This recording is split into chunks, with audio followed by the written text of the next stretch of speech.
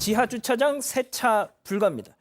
자, 이게 서울의 한 대단지 아파트에서 출장 세차 업체의 이 아파트 단지 내 영업을 금지한 걸로 확인돼서 지금 논란이라고요?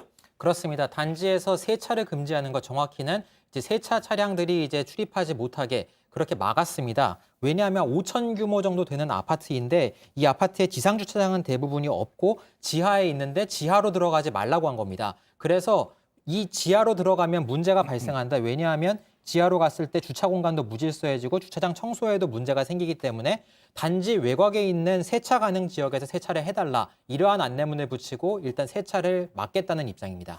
자, 일단 뭐 그 세차 업자들은 말할 것도 없고, 그러니까 뭐 시간이 없어서 세차장에 가지 못해서 뭐 출장 세차 업체를 불러서 세차를 하시는 입주민 일부도 야, 이게 뭐냐라고는 하시겠네요. 네, 일단 이 일부 세차 업자들은 이제 아파트 측이 이런 조치를 사전에 설명하지 않았다라고 해서 이제 반발을 하고 있습니다. 그리고 주민들도 마찬가지로 이런 출장 세차를 이용할 수 없기 때문에 이런 진입을 금지시키는 이런 아파트 측의 조치에 대해서 불만을 토로하고 있는데요. 그래서 일부 주민들은 관리사무소 측에 이런 출장 세차를 허용해달라 이런 내용의 민원을 넣기도 하는 것으로 알려졌습니다.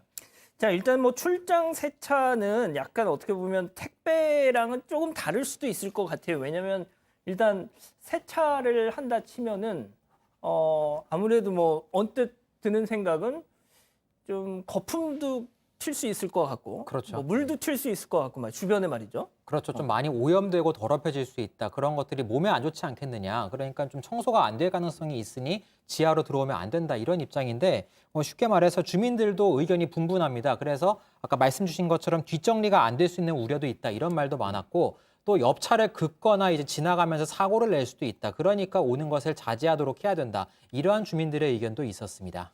자, 뭐 관리사무소 측에서는 뭐라고 하나요? 일단 이 아파트 측에서는 이 수개월 전부터 출장 세차 업체 측의 통제 방침을 예고했다면서 문제가 되는 업체만을 딱 골라내는 건 쉽지 않아서 일괄적으로 제한할 수밖에 없다 이런 입장을 나타내고 있습니다. 이 관리사무소 측은 지난해 11월부터 출입하는 업체들의 단지 밖에서 세차하라는 계도를 했고 같은 내용으로 공고문도 부착했다고 밝혔습니다. 다만 이 택배회사는 큰 규모의 업체가 몇 군데 있어서 공문을 보내기 편했는데 이런 세차 업체 같은 경우에는 규모도 작고 좀 다양하게 있어서 일반적으로 이제 별도의 공문을 보내지 않고 공고문만 내걸었다 이렇게 설명을 했습니다.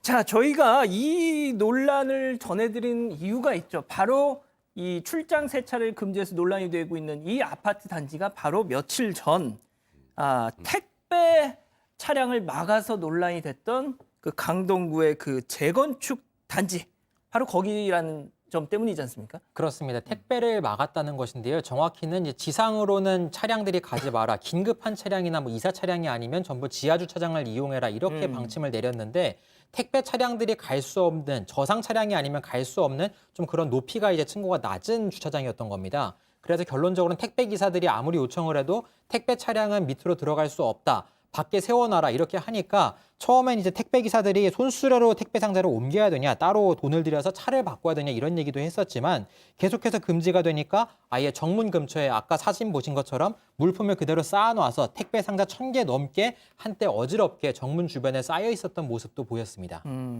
자, 근데 뭐 그런 말씀하시는 분들 계시더라고요. 이 출장 세차라는 게 우리가 보통 뭐 거품 막 일으키고 뭐 분사 막 물 뿌리고 이런 세차가 아니라 뭐 그렇게 주변에 큰 피해를 주지 않는 그런 뭐 그냥 주로 닦는 거 위주로 진행되는 그런 세차라고 또 말씀을 해주신 분도 계시던데, 자, 아무튼 변호사님 이게 이 택배 지난해 무슨 그 남양주의 한 아파트 단지에서도 이 비슷한 논란이 있었던 거잖아요. 이게 3년 전이에요. 2018년에 남양주시 다산신도시에서 소위 말한 이 택배 대란이 일어난 겁니다. 아파트 단지 내 택배 차량 들어올 수 없다. 이제 그러면 택배 기사도 불편하고 예. 아파트 입주민도 당연히 불편하겠죠. 그래서 2019년부터 국토교통부에서 이렇게 지상에 보통 공원 형태로 요즘 해놓고 주차는 다 지하로 하게 되는 이 지상 공원형 아파트 같은 경우 지하 차량 출입구 높이를 2.7m 이상으로 하는 것으로 결정을 했는데 문제는 지금 이 문제가 되고 있는 현재 이 아파트는 2018년 이전에 지어진 2019년 이전에 지어진 아파트고요. 지하 차량 출입 들어가는 데가 2.3m예요. 통상 택배 그 차량이 2.5에서 2.7m니까 못 들어가잖아요. 걸리겠네요. 그러니까 예전에 지어진 아파트에서는 이런 문제가 생각보다 많은 것 같더라고요.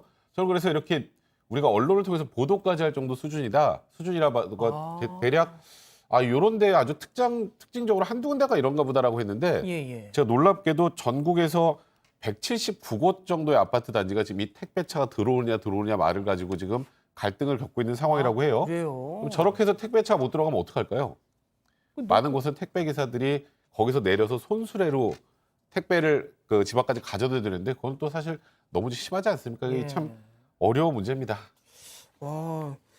근데 아무튼 뭐 아파트 측에서는 우리는 오래전부터 이 택배사 측에다가 예고를 했었다. 갑작스러운 결정이 아니다. 뭐 이런 입장이더라고요. 네, 일단 아파트 측에서는 이 아파트 자체가 이 지상 공간 자체가 이 공원화돼서 차량을 다니지 않게 하는 공원화된 이런 부지라고 이야기를 했습니다. 그래서 처음에는 이제 택배사들의 이제 편의를 좀 봐주다가 주민들이 거듭된 요구를 했기 때문에 제한을 시작했다. 이렇게 설명을 했는데요. 그래서 이 아파트 측은 택배 차량의 진입을 제한하는 이 조치를 계속해서 이어나가겠다고 밝혔습니다.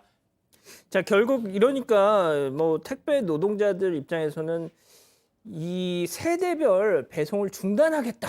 뭐 이런 선언을 지금 뭐 나오는 장면인 것 같은데. 그렇습니다. 기자회견을 열고 전형적인 갑질이다. 계속해서 철회하지 않으면 중단하겠다. 더 이상 택배를 배송할 수 없다. 이렇게 선언했습니다.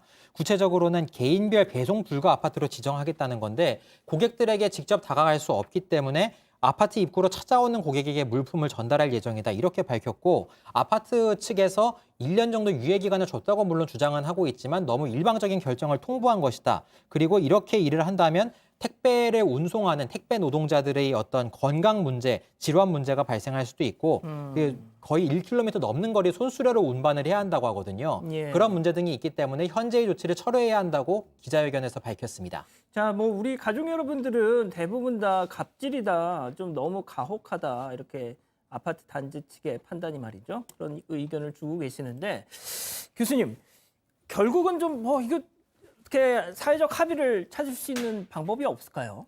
사실 좀 이게 아이러니하죠. 서로 편리하자고 하는 일들인데 오히려 그런 것들이 서로 감정을 더 불편하게 만들고 있고 그 감정의 불편함의 이면에는 결국은 그런 시설들의 문제들이 굉장히 잔존을 하고 있습니다. 그래서 이 드러난 것 이외에도 아마도 서로 불편한 사항들이 충분히 있을 텐데 조금 편의성을 조금씩 양보를 한다면 뭐 역지사지로 좀 접근할 수 있지 않을까 하는 안타까움이 있습니다. 알겠습니다. 두 번째 사건 이렇게 정리하고요.